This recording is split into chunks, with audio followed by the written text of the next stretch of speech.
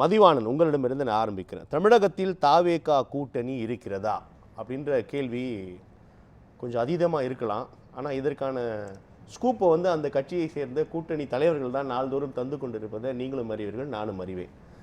சமீபத்தில் விசிகா தலைவர் திருமாவளவன் அவர்களோட பேச்சாக இருக்கட்டும், அதுக்கு முன்னதாக சிபிஎம் கட்சிகளும் தொடர்ந்து சில கருத்துக்கள் மூலமாக ஒரு எதிர்ப்பு நிலையில் இருப்பதை பார்க்கிறோம். உச்சமாக கூட்டணி தொடர்பாக பேச்சுவார்த்தை நடைபெற்ற அந்த மகாபலிபுரம் சந்திப்பில் கூட அவர்கள் புறக்கணித்ததை நம்ம பார்க்கிறோம். அதற்கு என்ன விளக்கங்கள் கூட இன்னும் பெருசாக தந்த மாதிரி தெரியல. இந்த பின்னணியில் தான் இதை நம்ம எடுத்திருக்கோம். உண்மையில் தமிழகத்தில் தாவேகா கூட்டணி இருக்கிறதா மதி? ஹானஸ்டாக பேசணும்னு சொன்னால் தமிழகத்தில் தாவேகா கூட்டணி அரசு சிறப்பாக செயல்பட்டு கொண்டிருக்கிறது. கூட்டணி அரசு coalition government headed by TVK is functioning positively smoothly. But கூட்டணி என்பது இனிமேல் தான் உருவாக வேண்டும். அதற்கான ஒரு முயற்சி எடுக்கப்பட்டது, தோழமை கட்சிகளை எல்லாம் சேர்த்து. அதில் வந்து 2-3 விஷயங்கள் பிரச்சனையாக ஆயிடுச்சு. அதாவது அதுக்கு என்ன பேர் வைக்கிறது, கூட்டணின்னா அதுக்கு ஒரு பேர் வைக்கணும் இல்லையா?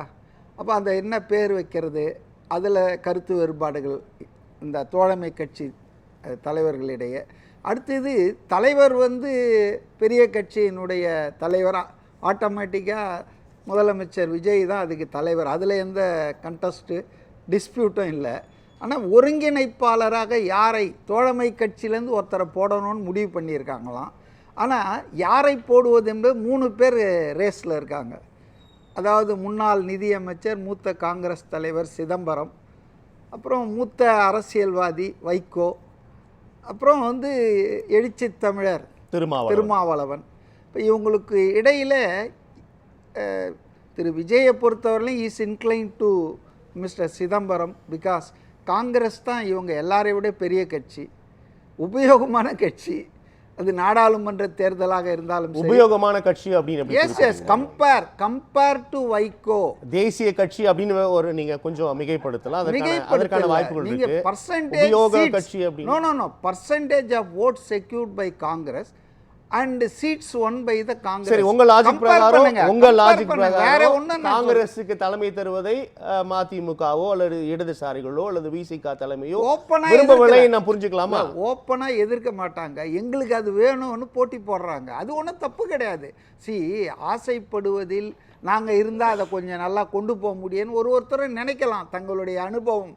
ஆனால் விஜய் அவர்கள் தாவேகாவை பொறுத்த யாருக்காவது ஒருத்தர் தானே ஒருங்கிணைப்பாளர் போட முடியும். இந்த ஒருங்கிணைப்பாளர் யாருன்றதுல முடிவு பண்ண முடியாம தான் இந்தியா கூட்டணியை உருவாக்கிய நிதிஷ்குமார் நேர் எதிராக என்டிஏக்கு போனார், பாஜகவுடன் சேர்ந்தார். என்டிஏக்கு அதாவது இந்த ஒருங்கிணைப்பாளர் என்பது முடிவு பண்ணும்போது கொஞ்சம் அதில் கேர் ஷுட் பி டேக்கன். ஏன்னா நாளைக்கு ஒருங்கிணைப்பாளராக இருந்த சந்திரபாபு நாயுடு தான் முதல்ல என்டிஏக்கு போனார். அதாவது மதச்சார்பற்ற நீங்கள் இந்த ஒருங்கிணைப்பாளராக வைக்கும்போது ரொம்ப ஜாகிரதையாக வைக்கணும். அவங்கள வந்து நீங்கள் அவங்களே போனாங்கன்னா அது அந்த அணியே வந்து ஒரு மாதிரி ஆகிடும்ல. அதுவும் இப்போ சமீபத்தில் வைகோ பேசுறது, நம்ம திருமாவளவன் பேசுகிறதெல்லாம் இவர் நோபல் பரிசுக்கு அவரை ரெக்கமெண்ட் பண்ணுறாரு, அவர் சொல்கிறாரு நான் வரவேற்கிறேன்றாரு. ஆக மீண்டும் அந்த வார்த்தையை மனம் புண்படுமையானால் நான் திரும்ப பெற்றுக்கொள்கிறேன் மதிமுக பொதுச் செயலாளர் வைகோ இன்னைக்கு இல்லைங்க. அவர் வைகோ அதையும் சொன்னார், இதையும் அவர் தான் இல்லை Vaiko despite all these thing அவர் ஒன்று சொன்னார், அது ரொம்ப கரெக்டுங்க. இடதுசாரி கட்சிகளாக இருந்தாலும் சரி, அங்கம் பெற்று இருக்கிற தோழமை கட்சிகளாக இருந்தாலும் சரி, உங்களுக்கு ஏதாவது பிரச்சனை இருக்குது இந்த அரசாங்கத்தின் மேலே. இப்போ இன்னைக்கு கூட பார்த்தேன் வரும்போது சு வெங்கடேசன் ஒரு அறிக்கை விட்டுருக்கார். இந்த அறிக்கை மன்னர்களாக இருக்காங்க. அதாவது முதலமைச்சர் துறையிலே ஊழல் நடந்திருக்கிறது. ஏன்பா நீ தான் வந்து ரூலிங் பார்ட்டில் இருக்க, தாவேகாவை சப்போர்ட் பண்ணுறீங்க, ஒரு அமைச்சர்கிட்டையோ முதலமைச்சர்கிட்டையோ டைம் கேட்டு சொல்லாமல் அதை தான் அவர் வந்து வைகோ டெய்லி ஒரு ஸ்டேட்மெண்ட்டு. இடதுசாரிகளாம் அப்படி தான். இன்றைக்கி சுப்பராயன் சிபிஐ எம்பி ஃபேஸ்புக்கில், அதாவது அவங்க வந்து ஆதரிக்கிறாங்களா எதிர்க்கிறாங்களா எந்த அணியில் இருக்க போகிறாங்கன்னே தெரியல. இன்றைக்கி கரூரில் அவர் போகிறார், அவர் வந்து பணியெல்லாம் அந்த அரசு பணி கொடுக்கறது தவறு அப்படின்னு கடும் கண்டன். நான் என்ன சொல்கிறேன்னா, உங்கள் கருத்து நீங்கள் வச்சுக்கலாம். You are a different party from TVK. ஏதோ ஒரு கட்டாயத்தில் நீங்கள் ஆதரிக்கிறீங்க, அதுவும் வெளியிலிருந்து ஆதரிக்கிறீங்க. ஆனால் தேவைப்பட்டால் நீங்கள் போய் பேசிக்கிறீங்க. இப்போ அந்த இது நடந்தது, தோழமை கட்சிகள் கூட்டம், அது வந்து நடக்கிறதுக்கு முன்னால் சிபிஐ சிபிஎம் மாநில செயலாளர்கள் நிர்வாகிகள் தனியாக போய் முதலமைச்சரை சந்தித்து பேசிட்டு வந்தாங்க, சில கோரிக்கையெல்லாம் வச்சுட்டு வந்தாங்க. ஃபைன், ஃபேர், அதான் செய்யணும். நீங்கள் திமுக ஆட்சியில் இருக்கும்போது இப்படி அறிக்கையெல்லாம் விட்டுக்கிட்டு இருந்தீங்களா? அப்படி திருமாவளவன் அப்படி முணுக்கூட்டா உடனே முதலமைச்சரை சந்தித்து ஒரு சால் போட்டு ஒரு ஆரோக்கியமான ஜனநாயகம் அதை நீங்க பார்க்க கூடாதா? இல்ல கூட்டணியில் இருப்பதனாலேயே நாங்கள் வாய்மூடி மௌனியாக இருந்தோம். வாய்மூடி மௌனியா இருக்க சொல்ல, நான் வாய்மூடி மௌனியா இருக்க சொல்ல, உங்கள் பிரச்சனைகளை எழுப்புங்கள், உங்கள் கருத்துக்கள், உங்கள் அக்கறையை எல்லாத்தையும் சொல்லுங்க, சொல்ல வேண்டிய இடத்துல சொல்லுங்க. இது என்ன டெய்லி பிரஸ்காரங்கிட்ட சீமான் மாதிரி பேசிட்டு இருக்கீங்க? சீமானுக்கும் உங்களுக்கு வித்தியாசம் இருக்குல்ல. இந்த ஆட்சியை நீங்கள் ஆதரிக்கிறீர்கள், அது நிலைக்க வேண்டும், 5 ஆண்டு காலம் தொடரும் எல்லாம் சொல்றீங்க. அப்போ உங்களுக்கு வந்து அக்சஸபிலிட்டி இருக்கு. நாங்கள் கேட்பது ஊடகத்தின் மூலமாக அந்த துறை சார்ந்த அமைச்சர் பார்ப்பார், முதலமைச்சர் பார்ப்பார், மக்களுக்கும் நாங்கள் என்ன கேள்வி எடுப்புகிறோம் என்பது தெரியும் அல்லவா? அதற்காக ஊடகத்தை சந்தித்து திமுக பேசலாம்ல. அது ஏன் வேணான்றீங்க? இல்ல, நான் வேணான்னு சொல்ல, வைகோ சொன்னதை சொன்னேன். வைகோ அவருடைய அனுபவம் அதில் பளிச்சிட்டது. உங்களுக்கு ஏதாவது ப்ராப்ளம் இருந்தா கண்டிப்பா bound to have some difference. Mathi fine. இப்போ நீங்க சொல்றது புரியல, நான் புரிஞ்சுக்கிறேன். ஆனா இப்போ முக்கியமான விஷயம் என்பது, இப்போ கூட்டணியில இருக்காங்களா? நீங்க நாள்தோறும் கருத்துக்கள் சொல்றாங்க, கோரிக்கைகள் முன்வைக்கிறாங்க, விமர்சனங்கள் வைக்கிறாங்க, குற்றச்சாட்டுகள் முன்வைக்கப்படுது. ஃபைன். கூட்டணி என்பது என்ன? இடதுசாரிகள் ஆதரவு தான், ஆட்சியை அமைப்பதற்காக ஆதரவு நிலைப்பாடு இருக்காங்க. வெளிப்படையா விசிக தலைவர் திருமாவளவனும் நாங்க திமுகவோடு இருக்கிறோம் கூட்டணின்றாரு. உண்மையில் மக்களுக்கு ஒரு பெரிய குழப்பம் இருக்கு. இல்ல அவர் வந்து இல்ல மதிய மக்களுக்கு குழப்பம் இருக்கு. கூட்டணினா என்ன? மாணிக்கம் தாகூர் சொல்றாரு, வார்த்தை விளையாட்டு, ஆட்சியில் அதிகாரம் சென்று விட்டாலே நீங்கள் அதுக்குள்ள போயிட்டீங்கனாலே ஆப்வியஸா கூட்டணி தான்றாரு. இப்போ இதை எப்படிதான் நம்ம புரிஞ்சுக்கிறதுன்னு கேட்கிறேன். அதாவது ஏதாவது ஒரு முடிவுக்கு வரணும். இல்ல, ஒரு ஆட்சியில பங்கு பெற்றாலே அந்த ஆட்சி நீங்கள் ஆதரிக்கிறீர்கள். Collective responsibility. நீங்க கேபினெட் மினிஸ்டரா இல்லாமல் இருக்கலாம், வன்னி அரசு இருக்கலாம், அல்லது வேற யாரோ இருக்கலாம். ஆனால் அந்த கட்சிகள் வந்து கலெக்டிவ் ரெஸ்பான்சிபிலிட்டியை ஏற்று தான் ஆகணும். நல்லதுனாலும் ஏற்றுக்கலாம், அல்லதுனாலும் ஏற்றுதான். அந்த ரெஸ்பான்சிபிலிட்டி நீங்க குறிப்பிடக்கூடிய அந்த ரெஸ்பான்சிபிலிட்டியில இருந்து இவர்கள் நழுவுகிறார்களா இந்த இந்த கருத்து மூலமா? அப்படி புரிஞ்சுக்கலாமான்னு கேக்குறேன். கண்டிப்பா. இப்ப நாங்க இருக்கிறோம், ஆனா எங்களுக்கு அதுக்கு சம்பந்தம் இல்ல, நாங்க இருக்கிறோம் ஆனா நாங்க பொறுப்பேற்க முடியாதுன்னு புரிஞ்சுக்கலாமா? நல்லதெல்லாம் சைலண்டா வச்சுக்கிறாங்க. இந்த அதிகாரிய போஸ்டிங் இங்க போடுங்க, இது எங்களுக்கு இந்த வாரியம் வேணும், இதெல்லாம் கேட்டு வாங்குறீங்க. அது வெளியே சொல்றது இல்லை. இப்போ நான் சொன்ன ஒருங்கிணைப்பாளருக்கே ஜாகிங் ஃபார் இந்த கூட்டணியுடைய ஒருங்கிணைப்பாளர் எனக்கு வேணும்ன்றது, அதை நீங்கள் வெளியே சொன்னீங்கன்னா நீங்கள் யோக்கியர்கள். நீங்கள் எதெல்லாம் வாங்குறீங்களோ ஆட்சியிலேருந்து, ஆளுங்கட்சியிலேருந்து, அதெல்லாம் அமைதியாக. ஏன் திருமாவளவனே ஒரு வாட்டி சொன்னாருங்க, நீங்கள் அவர் நேர்காணலில் பார்த்தீங்கன்னா, நான் பேசலை, ஆனால் விஜய்கிட்ட வந்து எங்கள் சிந்தனை செல்வன் வந்து அவர் இவர் வந்து விசிக தலைவர் கேபினெட்டுக்கு அமைச்சராக வர முடியாது, அவர் ஸ்டேட்டஸுக்கு துணை முதலமைச்சர் வேணும்னு கேட்டார்.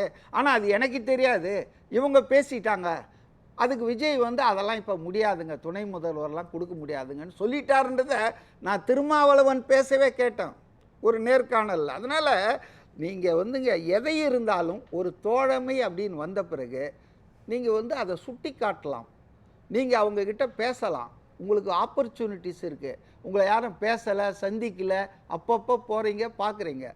ஏன் நீங்கள் இதை பப்ளிசைஸ் பண்ணுறீங்க? அங்கே தான் உங்கள் நோக்கம் வந்து பாலுக்கும் காவல் பூனைக்கும் தோழர். அதுதான் மதி, ரெண்டு விஷயம். இப்போ இருக்கக்கூடாது இல்லையா? குதிரை பேரம் எங்கள்கிட்டையும் கேட்டுருங்களேன், டைம் ஆகிட்டு இருக்கு.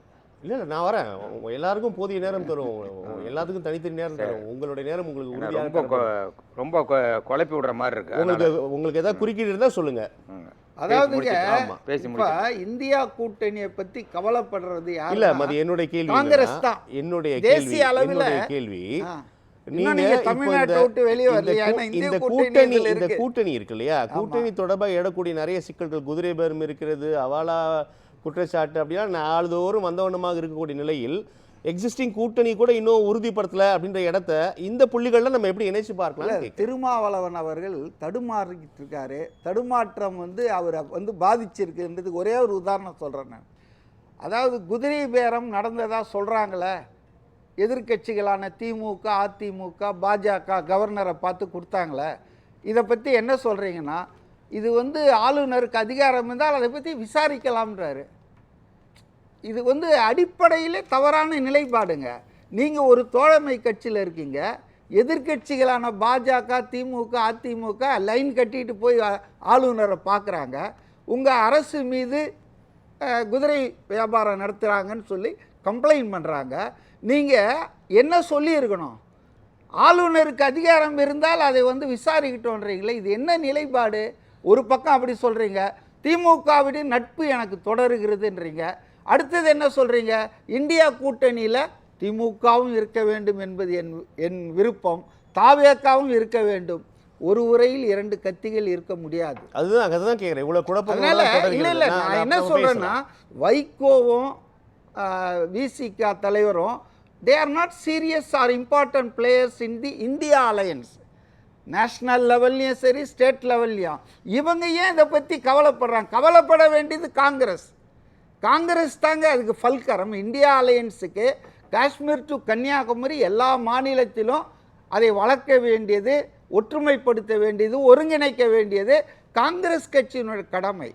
அதுதான் leader of the opposition in parliament. India alliance என்பது பொதுவாக எப்படி புரிஞ்சுக்கிட்டு இருக்கிறோன்னா, it regards to parliamentary election. State அசம்பிளிக்கு அது அவங்கவுங்க அடிச்சுக்கிறாங்க பல மாநிலங்களில். ஸோ இந்த அசம்பிளி பார்லிமெண்ட் எலெக்ஷனுக்காக தமிழகத்திலே இந்த கூட்டணி இருக்காத நம்ம தலைப்பை நம்ம பேசலாம், தொடர்ந்து பேசலாம். திரு மதி, மக்கள் தீர்ப்பு திரும்ப உங்களுக்கு கருத்து பார்வை? இல்லை, ஏறக்குறைய மக்கள் வந்து சரியாக தான் தீர்ப்பளிச்சிருக்காங்க. ஆதரவு நிலைப்பாடு, கூட்டணி நிலைப்பாடு தான் 59 2 இதுலேயும் சொல்லியிருக்காங்க. ஸோ அது சரியான நிலைப்பாடு தாங்க. அதில் ஒன்றும் பெருசாக வித்தியாசம் இல்லை எனக்கு. ஆதரவு நிலைப்பாடு என்பதை ஏற்கிறீங்க? ஆதரவு நிலைப்பாடு, கூட்டணி. நன்றி மதி, நல்லது.